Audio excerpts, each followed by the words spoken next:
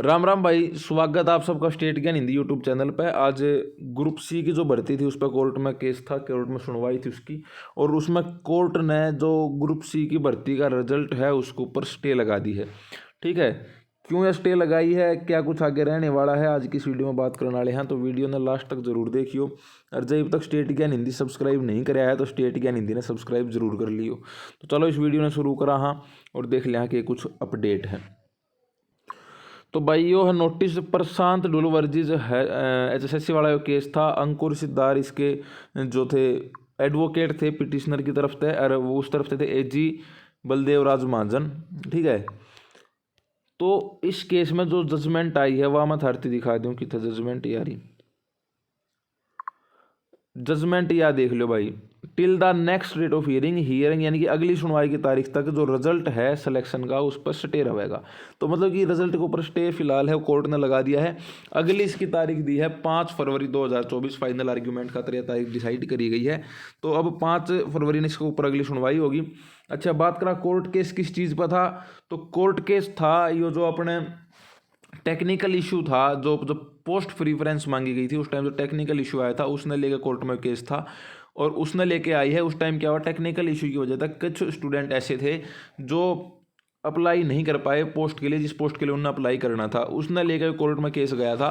और क्या हुआ, उसमें कुछ जो ऐसी भर्ती थी जिनकी HSSC ने सुलझेड़ा कर दिया, और कुछ ऐसी थी जिनका सुलझेड़ा HSSC ने नहीं समाधान करा कुछ बच्चों का, उसने लेकर कोर्ट में केस गया था, जिसके ऊपर जज ने अब स्टे लगा दिया है। अब देखने वाली बात यह है कि जल्द से जल्द जो है जज इस पर डिसीजन दे है या नहीं दे है 5 तारीख ने, तो वो तो कोर्ट के ऊपर बात है। कुछ अंदाज़ा लगाना भी गलत है कि बरा किस साइड ने के बात हो। और कहीं ना कहीं अगर सिलेक्शन पर ना रिजल्ट पर रोक लगाई, स्टे लगाई है, तो कुछ ना कुछ तो दम देखा है जो कोर्ट है, जो जज है उसने भी, जब भाई इस पर जो है स्टे लगी है। तो कुछ नहीं मेरा क्या होगा क्या नहीं होगा 5 फरवरी नहीं पता चलेगा।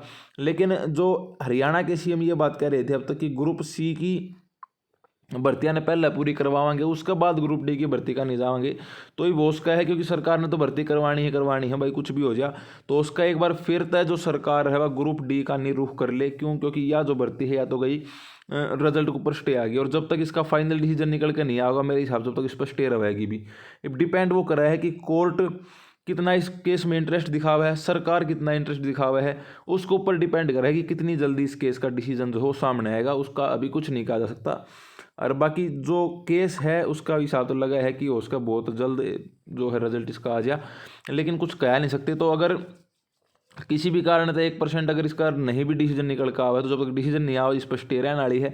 और अगर इस भर्ती पर स्टे रहेगी तो जाहिर सी बात है सरकार एक बार फिर तक ग्रुप डी का नहीं रुक कर सका है, और ग्रुप सी ने होल्ड पर रख सका है, क्योंकि इसके रिजल्ट पर स्टे आ गई है। अब तक तो क्या था कि सरकार भर्ती पूरी नहीं करवा रही थी, 5 नंबर में दिक्कत थी, लेकिन रिजल्ट सरकार निकालने लग रही थी।